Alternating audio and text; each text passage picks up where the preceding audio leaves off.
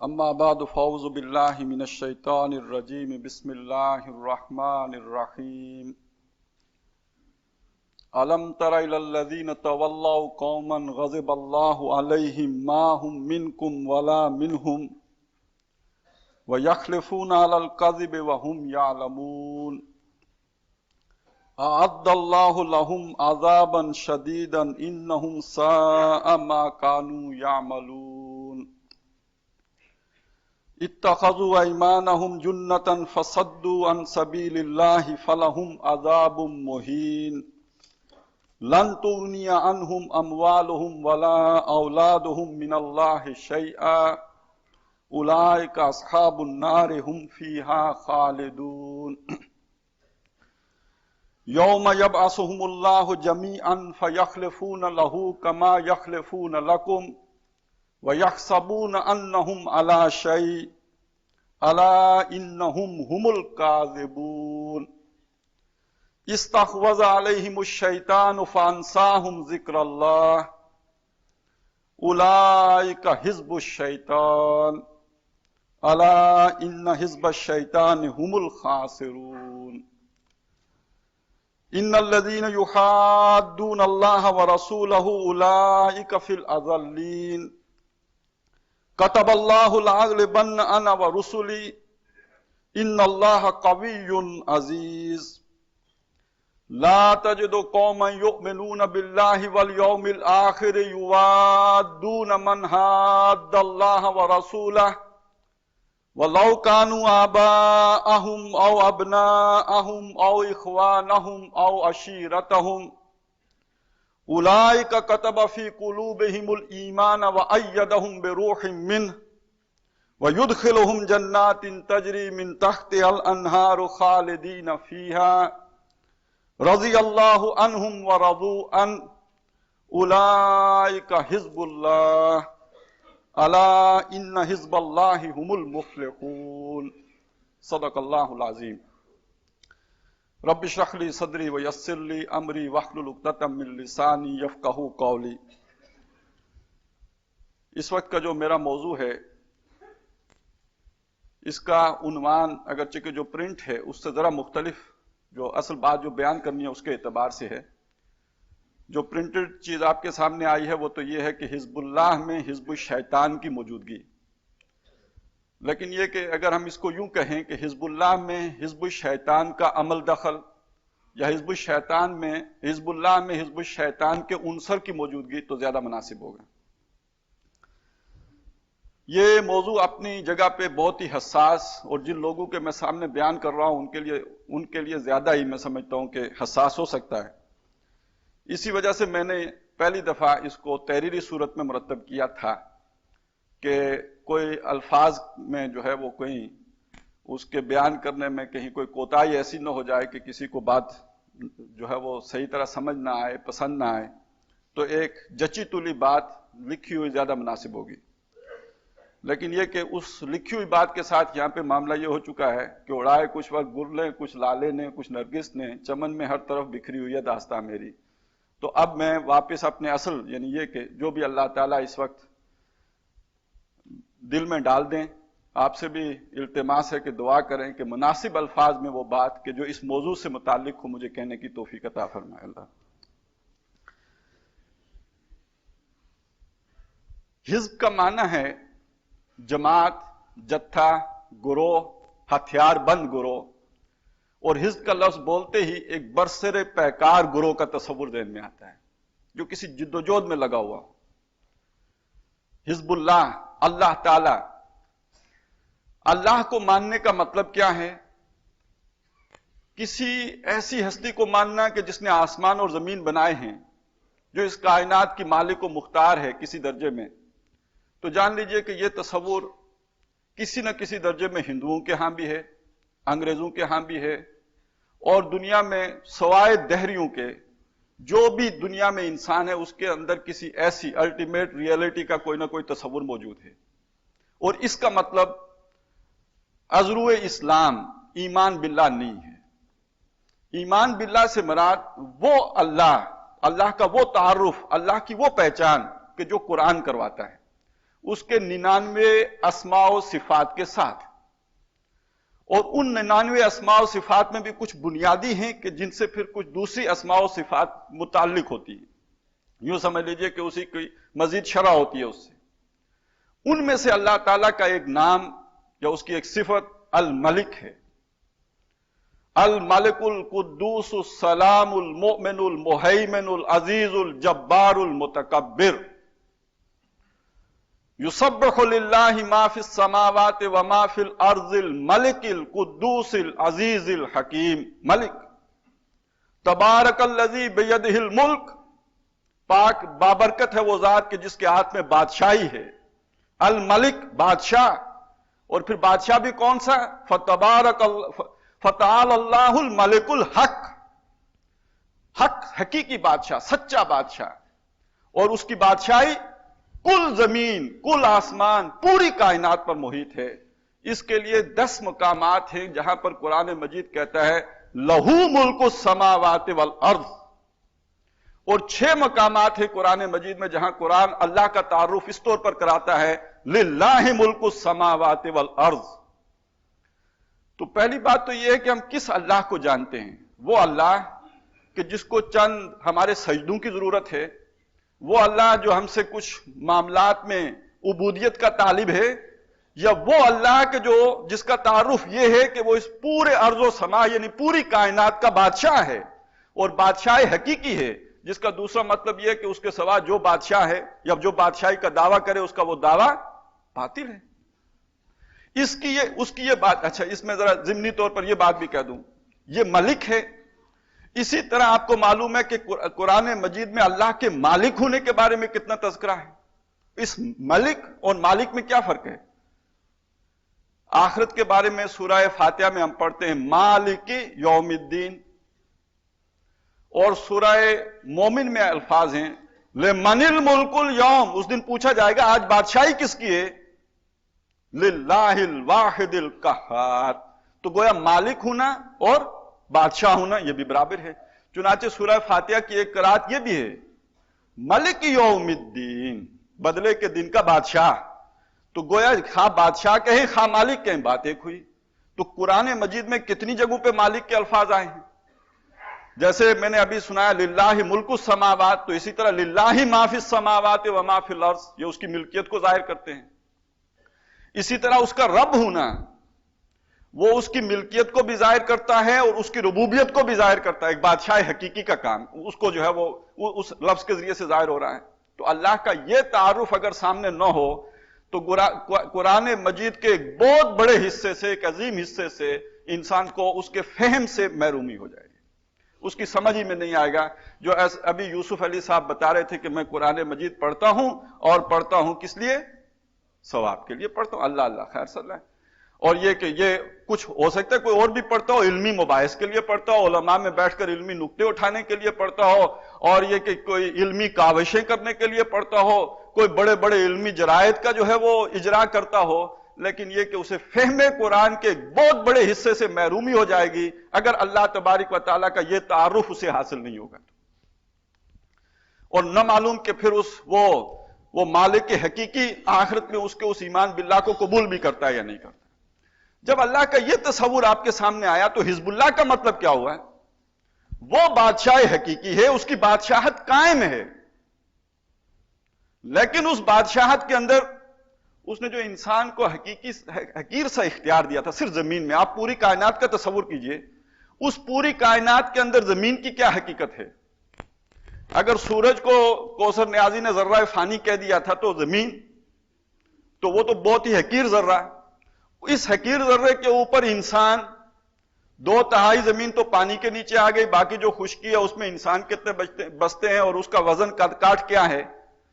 اس انسان کو اللہ نے جو حقیر سا اختیار دیا، خود اس کے وجود پر بھی انسان کا پورا اختیار نہیں ہے، لیکن جو اختیار ہے اس اختیار کی بنیاد پر وہ اللہ کے مقابلے میں ڈٹ گیا۔ الیس لی ملک مصر،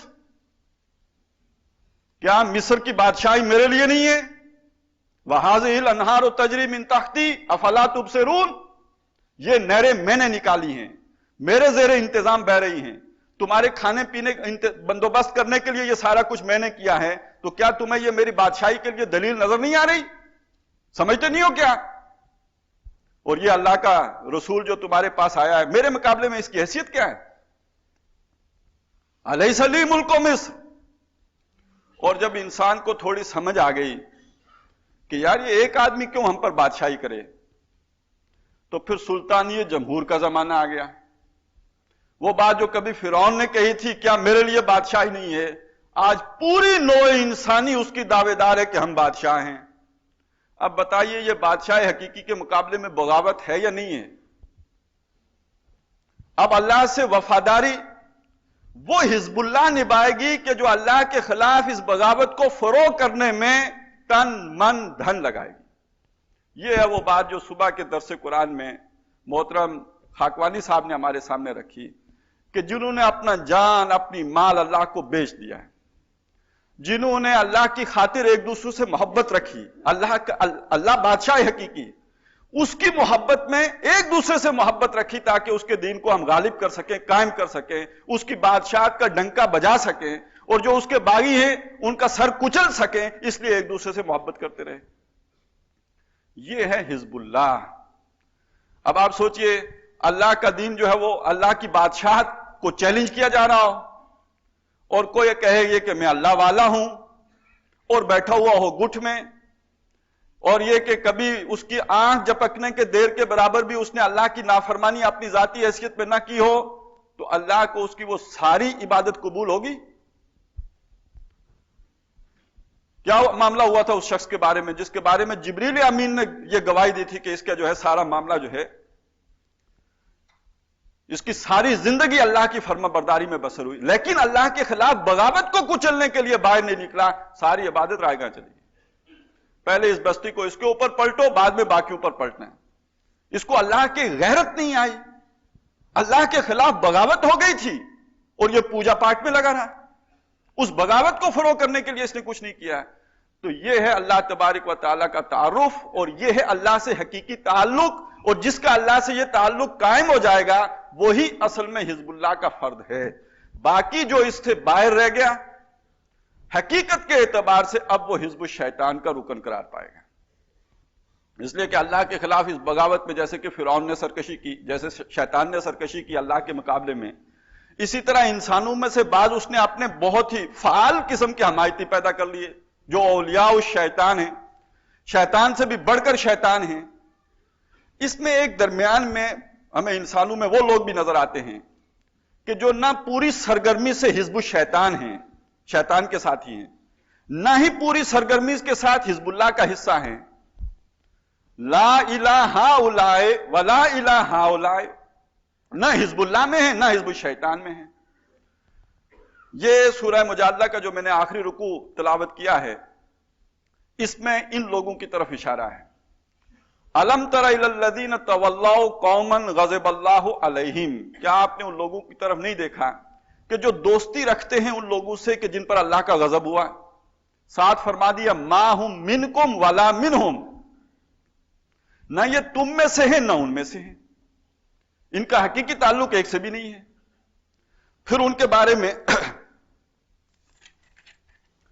उनकी निशानियां बताई, वो सारी की सारी वो हैं कि जो मुनाफिकीन की हैं, झूठ बोलते हैं, और ये कि वो झूठी कस्में खाते हैं, और वो अपने मालो जान ने जो है उनको अल्लाह से गाफिल कर रखा है, और वो इन झूठ में इतने यूं समझ लीजिए ढीठ हो गए हैं, या ये कि इतने आदी हो गए हैं झूठ के, कि जब वो अल्लाह के सामने आखिरत में खड़े किए जाएंगे, यौम यबअसुहुमुल्लाहु जमीअन, जब अल्लाह उन सबको जमा करके खड़ा करेगा, फयखलिफून लहू कमा यखलिफून लकुम, तो वो अल्लाह के सामने भी हल्फ उठा जाएंगे जैसे तुम्हारे सामने उठाते हैं।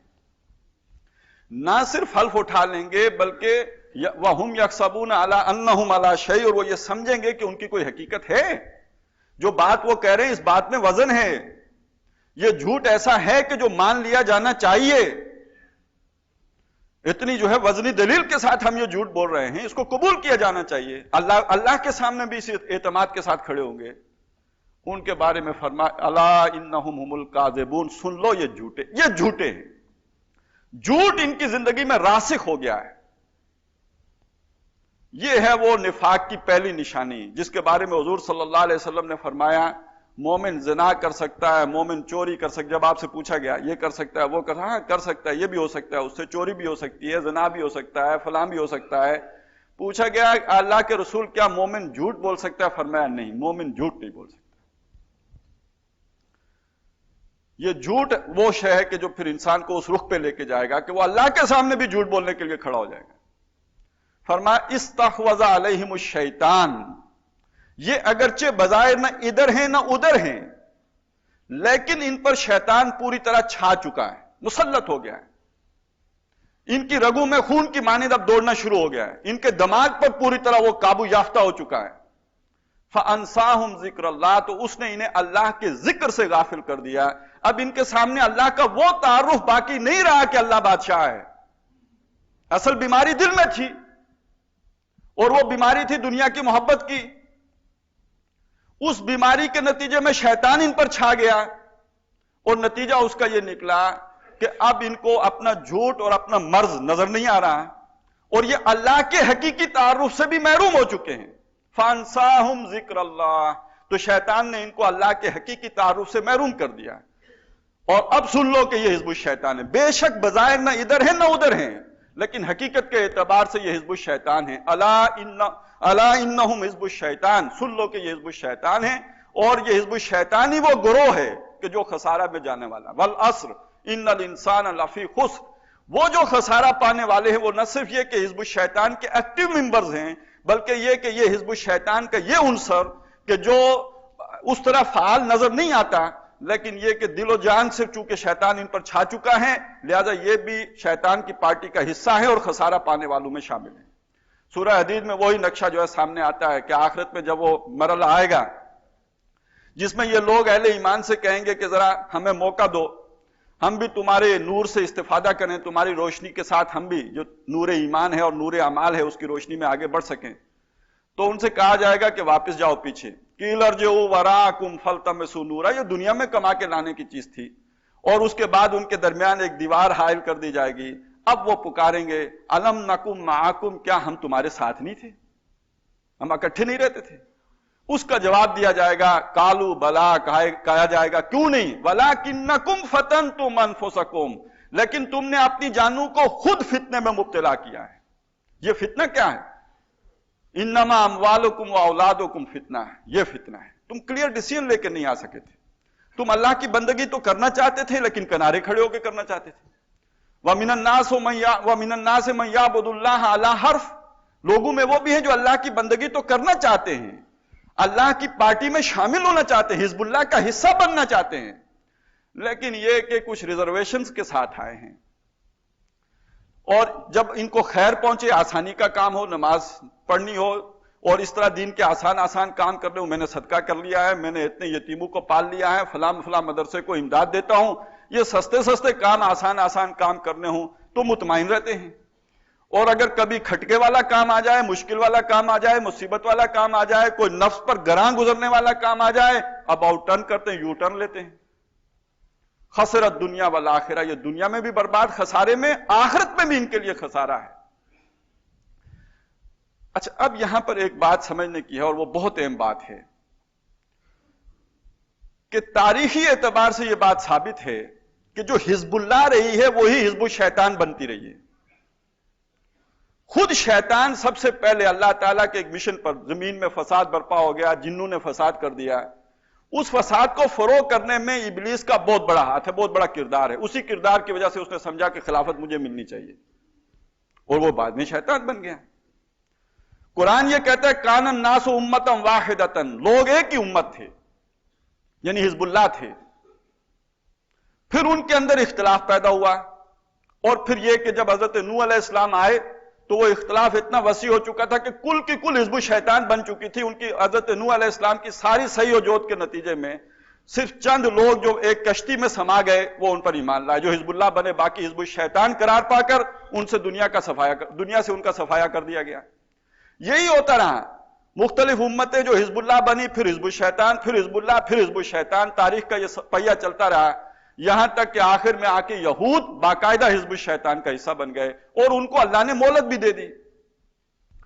اس کے بعد جو امت محمد صلی اللہ علیہ وسلم ہے، اس کی بھی تاریخ اب 1500 برس کے لگ بھگ ہونے کو آ گئی ہے، 1450 برس تو ہو چکے ہیں۔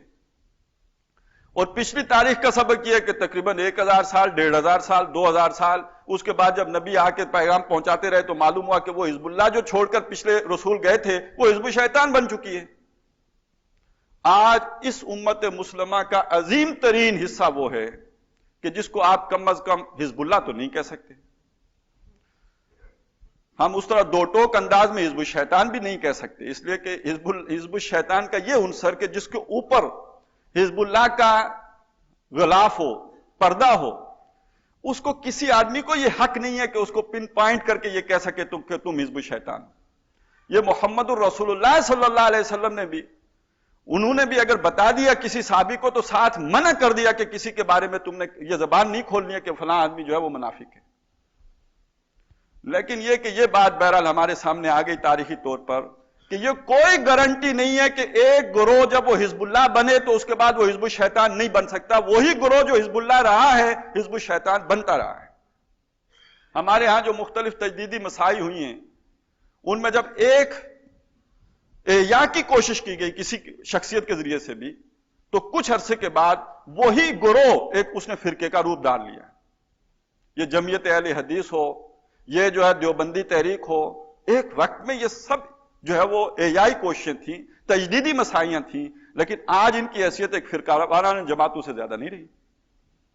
تو یہ کوئی گارنٹی نہیں ہے کہ جو جماعت حزب اللہ کے مقام پر فائز ہو گئی ہے وہ ہمیشہ حزب اللہ کے مقام پر ہی فائز رہے گی، نہیں، تاریخ تو یہ کہتی ہے کہ وہ حزب الشیطان بنتی رہی۔ دوسرا تاریخ ہمیں یہ بھی بتاتی ہے کہ ہر وہ گروہ جو حزب اللہ کہلایا ہے اس کے اندر حزب الشیطان کا عنصر موجود رہا ہے۔ زیادہ پیچھے جانے کی ضرورت نہیں ہے، حضرت موسیٰ علیہ السلام، قرآن مجید ان کے بارے میں بتاتا ہے انہوں نے کس کس طریقے سے حزب اللہ کی تشکیل کی کوشش کی، لیکن جب وہ آخری مرحلہ آیا کہ جہاں پر جان کی بازیاں کھیلنی تھیں اور اپنا وفاداری اس بادشاہ کے ساتھ ثابت کرنی تھی، انہوں نے کہہ دیا فَذْهَبْ أَنْتَ وَرَبُّكَ فَقَاتِلَا إِنَّا هَاهُنَا قَاعِدُونَ، اور طرح طرح سے حضرت موسیٰ علیہ السلام کو مختلف مواقع پر اذیتیں دی۔ ثابت ہوا کہ وہ حزب اللہ کا حصہ نہیں تھے، ان کے اندر جو ہے وہ حزب الشیطان کی ساری بیماریاں موجود تھی۔ حضرت عیسیٰ علیہ السلام پر کل 12 آدمی ایمان لائے، ان میں سے ایک دھوکہ کر گیا، انہی 12 میں سے۔ اور قرآن مجید کی آیات بینات گواہ ہیں اس بات پر کہ محمد الرسول اللہ صلی اللہ علیہ وسلم کے ہاتھوں بھی جس حزب اللہ نے تشکیل پائی ہے اس کے اندر حزب الشیطان کا ایک ایسا عنصر موجود تھا کہ جس کا تذکرہ قرآن مجید نے بار بار کیا ہے، مسلمانوں کو اس پر متنبہ کیا ہے، اور یہاں تک کہ حضور صلی اللہ علیہ وسلم سے یہ بھی کہا کہ جیسے آپ کافروں سے جہاد کر رہے ہیں ایسے ہی اب آپ کو ان منافقین سے بھی جہاد کرنا ہوگا۔ وَجَاهِدِ الْمُشْرِكِينَ وَالْمُنَافِقِينَ یا ایھا النبی جاہد الکفار والمنافقین۔ تو معلوم ہوا کہ وہ منافقین محمد الرسول اللہ صلی اللہ علیہ وسلم کی جماعت کے اندر موجود تھے اور ان کو جو حزب اللہ کا کور حاصل تھا حقیقت میں حزب الشیطان تھے۔ اس سے ہمارے لیے سبق کیا ہے؟ ایک اجتماعی سبق یہ ہے کہ تنظیم اسلامی کے لیے کوئی گارنٹی نہیں ہے کہ کل یہ ایک فرقہ نہ بن جائے، اور انفرادی سبق اس میں کیا ہے کہ ہم میں سے کوئی شخص مستغنی نہ ہو جائے کہ وہ اس کے اندر یہ بیماری پیدا نہیں ہو سکتی۔ زندگی کے کس مرحلے پر پیدا ہو جائے اس کا کوئی پتہ نہیں۔ یہ جب تک انسان کے دم میں دم ہے وہ اس امتحان گاہ میں ہے، اور اس امتحان کی صورتیں بہت مختلف ہیں۔ یہ صرف مال و دولت دنیائی امتحان نہیں ہے، اور بھی بہت سے امتحانات ہیں۔ پہلا امتحان ضرور یہی بات ہے کہ انسان سب سے پہلے انسان کی نفسانی خواہشات ہیں، ان پر اگر وہ قابو پا لے، اگلا امتحان اِنَّا جَعَلْنَا مَا عَلَى الْأَرْضِ زِینَةً لَهَا لِنَبْلُوَهُمْ أَيُّهُمْ أَحْسَنُ عَمَلًا۔ اس زمین کو ہم نے زینت دی جس کو اس دور میں آ کے بہت ہی بڑھا دیا، چکا چوند کر دی، نظر کو خیرہ کرتی ہے، اور تاکہ ہم اس زینت کے ذریعے سے لوگوں کو آزمائیں کہ کون ہے کہ جو اس زینت پر رجتا ہے اور اسی پر مر مٹتا ہے، اور کون ہے کہ جو اللہ کی بادشاہی کو کام کرنے کے لیے اس زینت سے صرف نظر کرتا ہے۔ ہے وہی تیرے زمانے کا امام برحق جو تجھے حاضر و موجود سے بیزار کرے. کون ہے جو بیزار ہوتا ہے اس سب مخمل کی جو ہے وہ جو بھی بوکلمونی ہے اس سے؟ اور کون ہے کہ جو اللہ کی اس حاکمیت کو، اس کی بادشاہت کو قائم کرنے کے لیے تن من دھن لگا؟ یہ امتحان ہے. اس میں سب سے پہلی رکاوٹ المال والبنون زینت الحیات الدنیا. صبح ہمارے سامنے بات آ چکی ہے. زین للناس حب الشہوات من النساء والبنین والقناطیر المقنطرۃ من الذهب والفضہ والخیل المسومہ والانعام والحرث. یہ سب زینت ہے. کون ہے ان چیزوں کی طرف، اپنے کاروباروں کی طرف، اپنے مال و دولت کی طرف، اپنی کھیتیوں کی طرف، اپنے سٹیٹس کی طرف، اپنے دنیا میں مقام کی طرف، اپنی حیثیت کی طرف، اس کے لیے محنت کرتا ہے؟ اور کون ہے کہ جو اللہ کے دین کے غلبے کی محنت؟ یہ امتحان ہے. اور عظیم ترین اکثریت تو اسی میں ناکام ہو جاتی ہے. امت مسلمہ کی عظیم ترین اکثریت کا حال تو یہ ہو چکا ہے کہ اس فتنے میں گرفتار، اور اس فتنے میں گرفتار ہو کر وہی جو حزب الشیطان کے سب سے بڑے عناصر ہیں یہود اور نصارہ، ان سے دوستیاں. یا ایھا الذین آمنوا لا تتخذوا اليہود والنصارى اولیاء بعضهم اولیاء بعض ومن یتولهم منکم فانہ منہم.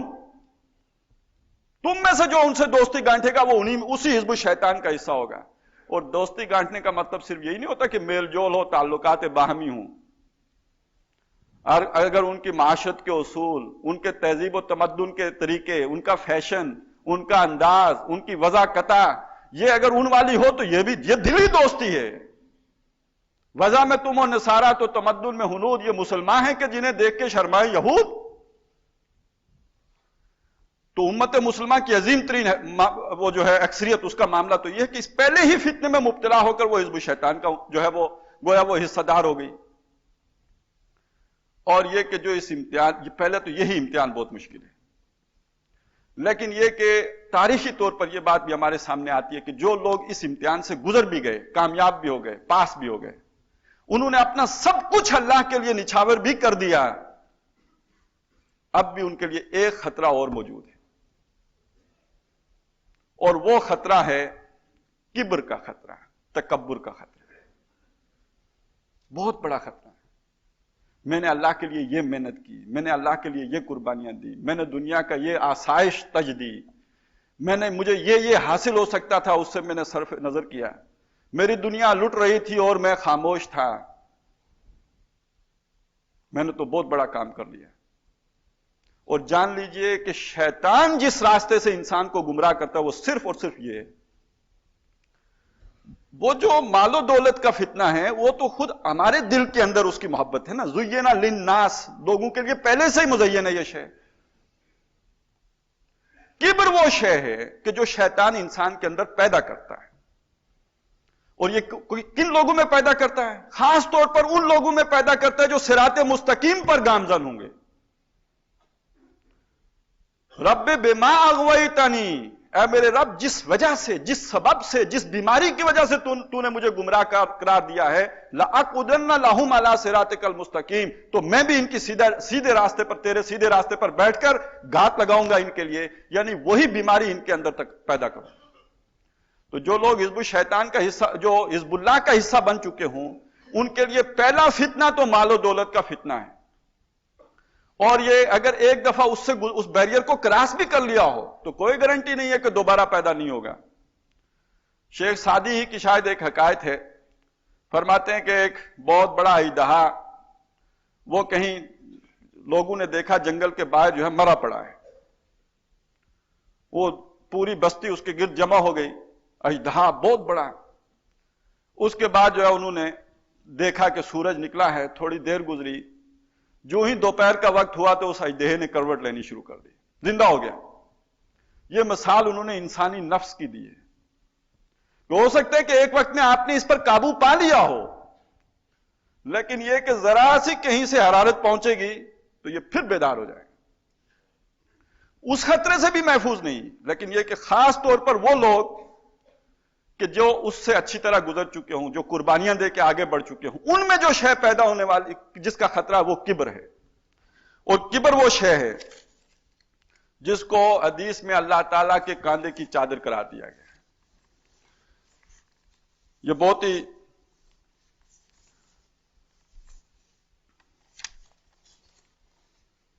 اس کے بارے میں تو میں چاہتا ہوں کہ بس ضروری چیزیں ہی آپ کے سامنے رکھوں. تکبر ہی وہ بیماری ہے جو ام الامراض ہے. یہ اللہ تعالیٰ کے کاندھے کی چادر ہے. جو تکبر اختیار کرتا ہے وہ اس کی چادر کھینچنے کی کوشش کرتا ہے. بلا جو اللہ کے کاندھے کی چادر کھینچنے کی کوشش کرے اس سے بڑا باغی، سرکش، بے حیا اور ڈھیٹ کوئی ہو سکتا ہے؟ یہی وجہ ہے کہ جس کے دل میں رائی کے وزن کے برابر کبر ہوگا وہ جنت میں داخل نہ کیا جائے گا. یہ بڑی ہی تباہ کن بیماری ہے. جھوٹ، کینہ، حسد، بغض، مال و دولت کی محبت، انانیت، ضد، ہٹ درمی اور حسب و نسب کے جھگڑے اسی سبب اور اسی ام الخبائث کے بطن سے پیدا ہوتے ہیں.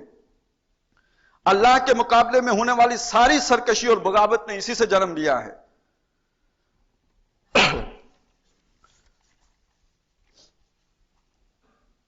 تکبر کبر سے بنا ہے جس کا لفظی مطلب بڑائی ہے.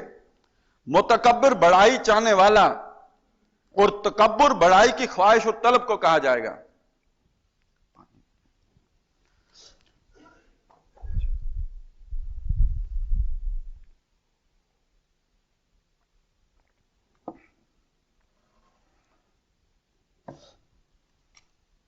بڑا بننے کی یہ خواہش پہلے مخلوقات کے مقابلے میں ظاہر ہوتی ہے اور بالآخر اللہ کے مقابلے میں ظاہر ہوتی ہے.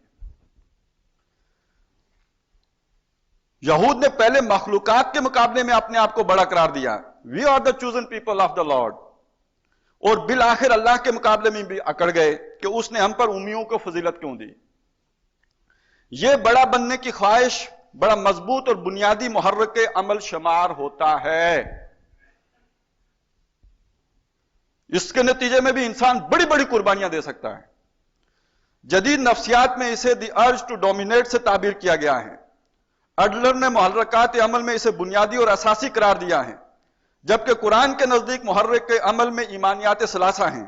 بہرحال اب اصل سوال کی طرف آتے ہیں کہ یہ بیماری کب جاگتی ہے. یہ بنیادی بات ہے. اب سمجھیے اس کو.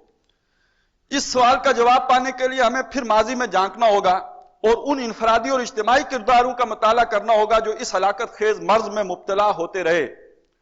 سب سے پہلے اس مرض میں گرفتار ہونے والے جس کردار کا پتہ چلتا ہے وہ کوئی اور نہیں، خود شیطان ہے. زمین پر انسان سے قبل جنات آباد تھے. انہوں نے بڑا فساد کیا اور زمین میں سرکشی اور بغاوت کی انتہا کر دی. ان کے فساد کو مٹانے کے لیے عزازیل نے گراں قدر خدمات سر انجام دی.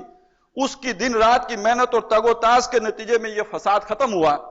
جب زمین کی خلافت کا مسئلہ سامنے آیا تو اپنی اس محنت اور سرفروشانہ مجاہدی کی بنیاد پر وہ اپنے آپ کو خلافت کا حقدار سمجھنے لگا اور آدم کو اپنے مقابلے میں کل کا جوان کہہ کر ان کی تحقیر کرنے لگا. لیکن جب خلافت آدم کو دے دی گئی تو وہ اللہ کے مقابلے میں بھی اڑ گیا اور اس کے حکم سے نکل گیا. اس نے اس موقع پر رب کائنات کو ایک چیلنج بھی دیا کہ رب بما اغویتنی لاقعدن لہم علی صراطک المستقیم. اے میرے رب جس وجہ سے تو نے مجھے گمراہ کیا میں لازماً ان کے خلاف تیرے سیدھے راستے پر گات لگا کر بیٹھوں گا.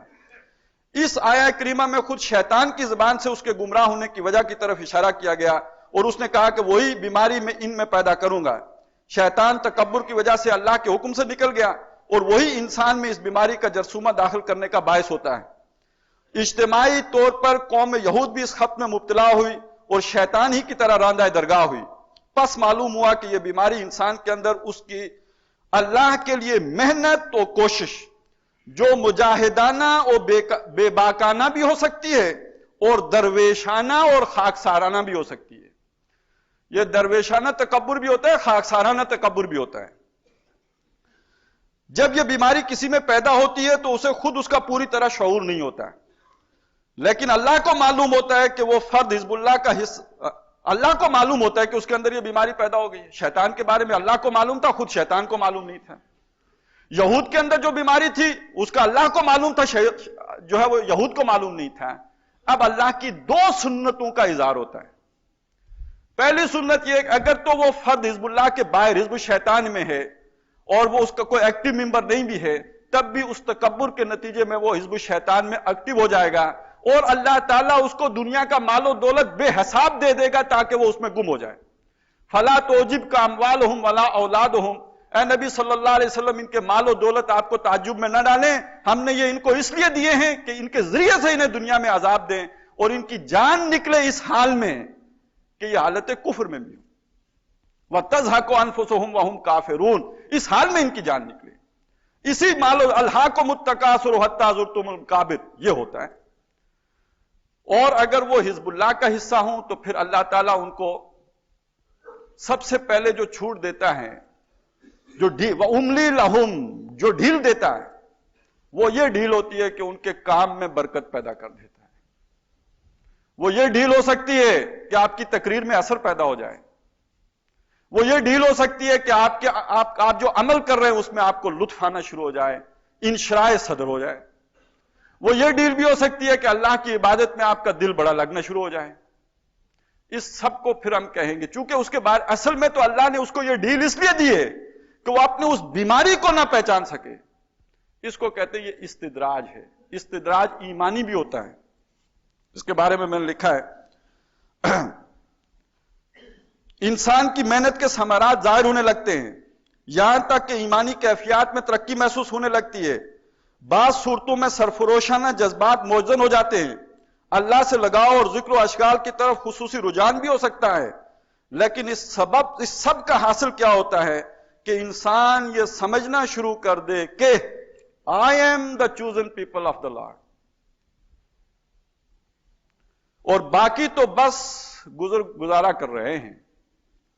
جب وہ دوسروں کو کمتر سمجھنا شروع کرے گا تو ایک طرف تو یہ سمجھے گا کہ کام تو بس میں ہی کر رہا ہوں، تو دوسری طرف وہ اپنے خیالات ہی کو مناسب اور موزوں خیال کرنا شروع کرے گا. نتیجتاً اس کا قیادت سے اختلاف ظاہر ہوگا. جیسے قیامت کی نشانیوں میں سے ایک یہ ہے کہ بیٹا باپ سے بیزار ہوگا اور دوستوں سے محبت کرے گا.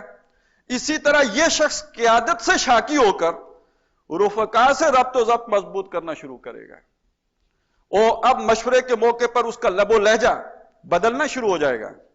بغیم بینہم کی صورت پیدا ہوگی، نجوا عام ہوگا، رفق اور رفاقت کی جگہ ضد اور عداوت لے لیں گی، اور چھپی ہوئی پوشیدہ بیماری اب اسے بیماری نہ لگے گی، کیونکہ وہ اس میں اتنی ترقی کر چکا ہوگا کہ اس کے شعور حاصل ہو چکنے کے باوجود اصلاح کی قوت سے محروم ہو چکا ہوگا.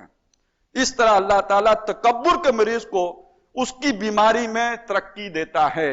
فی قلوبہم مرض فزادہم اللہ مرضا. یہ تو ایک سنت ظاہر ہوئی، اور اگر یہ فرد حزب اللہ کا حصہ ہو، اس کے اندر موجود ہو، تو اللہ کی دوسری سنت یہ ہے فَلَيَعْلَمَنَّ اللَّهُ الَّذِينَ صَدَقُوا وَلَيَعْلَمَنَّ الْكَاذِبِينَ. اللہ سچوں کو اور جھوٹوں کو چھانٹ کر رہے گا. ادھر ہیں تو اس کی ڈیل اور طرح کی ہے اور دنیا میں مست کر دے گا، اور اگر حزب اللہ کے اندر ہے اور اس حزب اللہ کے اندر ہے کہ جس سے اللہ نے کل کوئی کام لینا ہو، اس حزب اللہ میں اللہ تعالیٰ کھوٹے کو نہیں رہنے دے گا.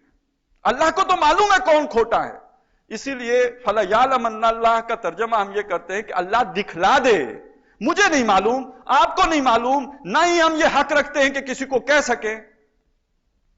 لہذا اللہ تعالیٰ اس پر پھر ایسی آزمائشیں بھیجے گا کہ اس کا وہ کھوٹ ظاہر ہو جائے گا. ہاں، جب اسے شعور حاصل ہو تو اب بھی اس کے لیے چانس ہے. اگر اسے توبہ کی توفیق نصیب ہو جائے تو اللہ تعالیٰ غفور اور رحیم ہے. دنیا میں توبہ اس سے بڑی نعمت اور کوئی نہیں ہو سکتی، بالکل معصوم. اور قرآن مجید کا مطالعہ یہ بتاتا ہے کہ انبیاء سے بھی اگر کہیں کوئی ہلکی سی لغزش اگر ہو گئی ہے، اس کا نتیجہ یہ نکلا کہ پہلے سے بڑھ کر اللہ سے تعلق قائم ہو گیا ہے. حضرت داؤد علیہ السلام کا واقعہ آپ نے پڑھا ہوگا، حضرت سلیمان علیہ السلام کا واقعہ آپ نے پڑھا ہوگا. دونوں کے اختتام پر کیا آتے ہیں؟ وہ پھر اللہ تعالیٰ کی طرف مزید متوجہ ہو گئے. تو یہ وہ شے ہے کہ اگر انسان گناہ پہ متنبع ہو کر یہ کر رہا ہے تو پھر سمجھیے جیسے حضرت علی رضی اللہ تعالیٰ عنہ نے فرمایا تھا کہ میں نے اپنے رب کو اپنے ارادوں کے ٹوٹنے سے پہچانا.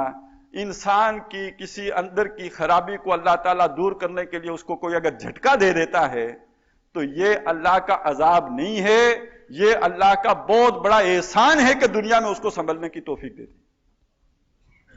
بہت بڑا احسان ہے. یہ دنیا تو آزمائش ہے، اصل نتیجہ تو آخرت میں نکلنا ہے. اور یہاں اگر کسی کو سنبھلنے کی توفیق مل گئی تو اس سے بڑا انعام کوئی نہیں. اور اگر اللہ کے ہاں یہ طے ہے کہ اس کی وہ بیماری اتنی بڑی ہے کہ اس کو سنبھلنے کی توفیق نہیں دینی، تو بجائے توبہ تائب ہونے کے پھر اس کے اندر وہ روش پیدا ہو جائے گی کہ جس کا میں نے ذکر کیا، اور پھر سب کو معلوم ہو جائے گا کہ یہ کیا تھا، ہم کیا سمجھے، یہ کیا نکلا. فَلَيَعْلَمَنَّ اللَّهُ الَّذِينَ صَدَقُوا وَلَيَعْلَمَنَّ الْكَاذِبِينَ. یہ اللہ کی مستقل سنت ہے. أَحَسِبَ النَّاسُ أَن يُتْرَكُوا أَن يَقُولُوا آمَنَّا وَهُمْ لَا يُفْتَنُونَ وَلَقَدْ فَتَنَّا الَّذِينَ مِن قَبْلِهِمْ فَلَيَعْلَمَنَّ اللَّهُ الَّذِينَ صَدَقُوا وَلَيَعْلَمَنَّ الْكَاذِبِينَ. تو یہ تو ہوگا. اب یہ جو بات ہمارے سامنے آئی، اس کا ہم کیسے اس سے بچ سکتے ہیں؟ اب میرے لیے خطرہ ہے، ہم میں سے ہر شخص کے لیے خطرہ ہے. اس سے بچنے کی صورت کیا ہے؟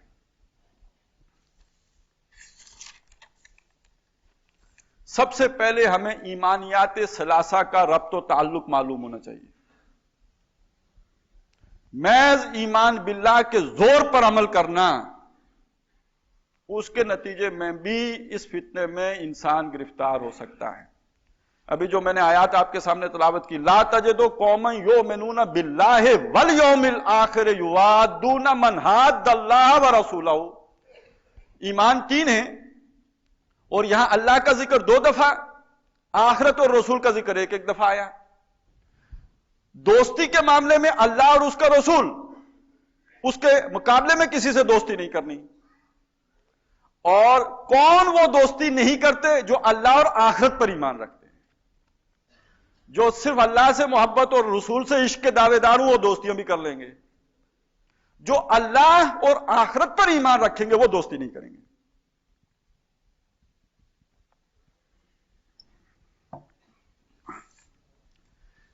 دوسری چیز، مراقبہ آخرت. آج بڑی پیاری حدیث ہم نے پڑھی ہے کہ اللہ کے سامنے انسان دائیں دیکھے گا تو بھی اسے اپنے عملوں کے سوا کچھ نظر نہیں آئے گا، اپنے بائیں دیکھے گا تو بھی اپنے عملوں کے سوا کچھ نہیں دیکھ پائے گا. سامنے جہنم اور جنت کو دیکھے گا. اس کا مراقبہ کر لیں. یہ ذرا ریہرسل کر کے دیکھیں کہ یہ میرے ساتھ ہو رہا ہے، ہونے والا ہے، کل ہو سکتا ہے. من مات فقط قامت قیامتہ. پھر آپ دیکھیے کہ آپ کی اصلاح کیسے ہوتی ہے. جی نماز میں دل نہیں لگتا، جی یہ کافر منہ سے لگی ہوئی چھٹتی نہیں ہے، یہ فلاں. آپ دیکھیے کیسے سب علاج ہوتا ہے. یہ زیب و زینت دنیا کا نشہ کیسے ہرن ہوتا ہے، ذرا یہ مراقبہ کر کے دیکھیے. اور اسی میں یہ بھی سمجھ لیجئے کہ اگر آخرت کے بارے میں انسان اس طرح کلیئر کٹ نہ ہو کہ مجھے اجر وہاں پہ چاہیے، بڑے بڑے اعمال سراب ثابت ہو سکتے ہیں. قرآن مجید میں 3 جگہوں پر اس کی مثال آئی ہے. والذین کفروا اعمالهم کسراب. اور اسی طرح وقدمنا الی ما عملوا من عمل فجعلناہ ھباء منثورا. ہم ان کے بڑے بڑے عملوں کی طرف قدم بڑھائیں گے اور ان کو جو ہے وہ بکھیر کر رکھ دیں گے، زیرو. اسی میں وہ 3 مثالیں آپ کے ذہن میں آ گئی ہوں گی. وہ سخی شہید جس نے اللہ کی راہ میں گردن کٹا دی تھی، وہ عالم جس نے اپنی ساری زندگی اللہ کے لیے بسر کر دی، کریا کریا گاؤں گاؤں اللہ کا دین لیے پھرا، لیکن یہ اللہ پر تو ایمان تھا، اللہ کے لیے یہ سب کچھ کر رہا تھا، آخرت مستحضر نہیں تھی. تینوں کے بارے میں حکم ہوگا جہنم میں ڈالے جائیں، منہ کے بل گھسیٹ کے جہنم میں ڈالے. تو یہ اعمال سراب بن جائیں گے. اور اگر ایمان بالآخرہ اس درجے میں انسان کو حاصل ہو جائے، اور اللہ کرے کہ حاصل ہو جائے، صرف دنیا نہیں، اللہ پر ایمان کا یہ نتیجہ نہیں نکلنا چاہیے کہ دنیا میں ترقی مل جائے، وہ جو ہے وہ ایمان جو محنت ہی ہو اس دین کی، آخرت کی کامیابی مطلوب و مقصود بن جائے. اس کے فوائد کیا ہیں؟ پہلی بات یہ کہ تکبر انسان میں پیدا ہو ہی نہیں سکتا. عجز اور انکساری، تواضع، یہ اس کا لازمی نتیجہ ہے. تکبر سے رستگاری حاصل ہو جائے گی. اسی میں سمجھ لیجئے کہ آداب مشاورت بھی آ جائیں گے. वालमू अन्ना फीकुम रसूल अल्लाह, सुन लो तुम्हारे दरमियान अल्लाह के रसूल हैं। यहां बहसियत अमीर बात हो रही है। जो अल्लाह को हुक्म रसूल दे रहे हैं उसमें कोई चूं चना कैसे कर सकता है? कर ही नहीं सकता था। यहां जो बहसियत अमीर मोहम्मद रसूलुल्लाह सल्लल्लाहु अलैहि वसल्लम फैसले कर रहे हैं, उनके हवाले से फरमाया लौ युतीउकुम फी कसीरिन मिनल अम्र लानित्तुम, अगर ये तुम्हारी इताअत करना शुरू कर दे मामलात में तो तुम मुश्किल में पड़ जाओ। आगे अल्फाज क्या है? वलाकिन, ये वलाकिन इसको समझिए ना,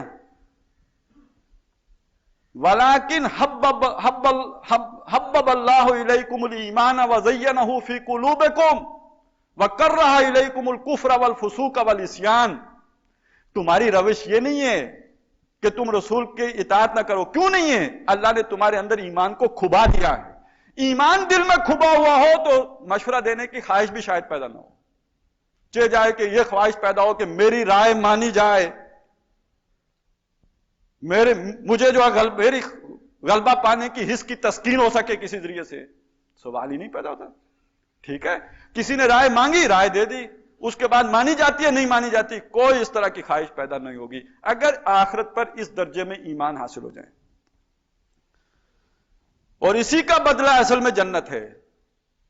वतिलका दारुल आखिरतु नजअलुहा लिल्लज़ीना ला युरीदूना उलुवन फिल अर्ज़ि वला फसादा। वो आखिरत का घर तो मखसूस ही उन लोगों के लिए है कि जिन्होंने जमीन में उलू नहीं चाहा, अपनी जात की बढ़ाई नहीं चाहिए, मेरी बात मानी जाए, मेरे कहे पे चला जाए, ये जिन्होंने नहीं चाहा। इसी के नतीजे में बग़यम बैनहुम की कैफियत पैदा होती है। नहीं मानी, जिद पे अड़ गए, और इसी से फसाद जन्म लेता है। जिन्होंने जमीन में उलूव नहीं चाहा, फसाद नहीं किया, उनके लिए आखिरत का घर मखसूस है। और सबसे बड़ा इसका फायदा, सबसे बड़ा फायदा है, हमारे अंदर तड़प पैदा होती है कि हम अल्लाह की बंदगी उस तौर पर करें कि गोया कि हम उसे देख रहे हैं, और यह दर्जा नसीब ना हो तो यह तो हो ही जाए कि अल्लाह मुझे देख रहा है। अंताबुदुल्लाह कान्नका तराहु फ़इल्लम तकुन तराहु फ़इन्नहु यराक। और इसके लिए लोगों ने तरीके जो भी निकाले हैं सो निकाले हैं, लेकिन यह कि अगर आखिरत का यह तस्वुर इंसान को हासिल हो जाए तो उसकी इबादत के अंदर यह हुस्न पैदा हो जाएगा। यह कोई एक्सरसाइज, देखिए एक्सरसाइज करके तो आप वो शे हासिल कर सकते हैं जो आपके सामने मौजूद हो। हुगरे पैकरे महसूस थी इंसान की नजर, जो पैकरे महसूस हो एक्सरसाइज करके उसका कोई होला अपने अंदर पैदा करेंगे, जिसको आपने ना कभी देखा ना सुना, ना जिसका कोई आपके यहां तस्वुर है, उसका आप कैसे तस्वुर करेंगे कि मुझे देख रहा है? ये तो आपकी कोई अंदर से क्लैरिटी होगी, कोई तज़किया होगा, कुछ ये बीमारियां आपके अंदर जो रूह की हैं वो खत्म होंगी, उसके नतीजे में कोई आंख खुलेगी तो खुद मालूम हो जाएगा। वो आंख खोलने वाली शय क्या है? ये आखिरत पर ईमान है। अगर इस तौर पर हो तो इंसान की ये बीमारियां खत्म हो जाएंगी और वो दर्जा एहसान पर भी फायदा। इसी से तो तकवा पैदा होता है ना, परहेजगारी आखिरत के तस्वुर के साथ जुड़ा हुआ है। तकवा वो शय है कि जो एहसान की चोटी पर पहुंचाता है। अल्लज़ीना तक़ौ व आमनू व अमिलू सालिहात सुम्मा तक़ौ व आमनू सुम्मा तक़ौ व अहसनू। ये तकवा कैसे बढ़ेगा? इसको आखिरत पर ईमान बढ़ाएगा। ये इसके फवायद हैं। तो हमें अपनी इस मेहनत को करते हुए एक तरफ ये शऊर और इदराक होना चाहिए कि हम किस जमात में शामिल हुए हैं। इससे निकलने का मतलब क्या है? बल्कि ये एक नुक्ता रह गया, टाइम पूरा हो गया, लेकिन 2 मिनट मुझे उम्मीद है मिल ही जाएंगे। वो ये है कि हुजूर सल्लल्लाहु अलैहि वसल्लम के दौर में अगर किसी के अंदर ये बीमारी पैदा होती थी तो वो जमात छोड़ नहीं सकता था। छोड़ने का मतलब लिहाजा वो उसके अंदर ही रहते थे। या अय्युहल्लज़ीना आमनू मन यर्तद्दा मिनकुम अन दीनिही, वो इर्तिदाद जाहिर नहीं हो सकता था, बात नहीं रहता था। आज के दौर में इर्तिदाद जाहिर भी हो जाता है, क्योंकि तंजीम इस्लामी छोड़ने का यह मतलब तो नहीं है कि आप दीन से निकल गए, आप उसी गोया समझा जाता है उम्मत मुस्लिमा का हिस्सा है। और यह कि इसमें ज्यादा खतरा उन लोगों के लिए होगा जो तंजीम इस्लामी नहीं छोड़ सकते, मजबूरी बन जाती है, आदमी की पहचान बन जाती है। मुझसे बड़ी प्यारी बात एक रफीक ने कही कि हमारा मुफाद है तंजीम में, मौज दरिया में बैरून दरिया कुछ नहीं, और कोई पेट का मफाद ना भी हो तो ये सारी मौज कहां है? यहां है। इससे निकल के देखिए आपकी पहचान क्या है। इसीलिए कत्ले आशिका से मना करते थे, अब फिरते हो ख्वार यूसुफ बेकारवां होकर, पहचान नहीं है। मफाद है, जिसका ये मफाद कायम हो चुका उसके लिए ज्यादा मुश्किल है तंजीम को छोड़ना। लिहाजा वो इर्तिदाद बातिनी का सबसे ज्यादा शिकार होने का इम्कान भी उसके लिए होगा। दूसरा गया, छोड़ गया, अब उसके बाद जो है उसको मदद पहुंच जाएगी ऊपर से।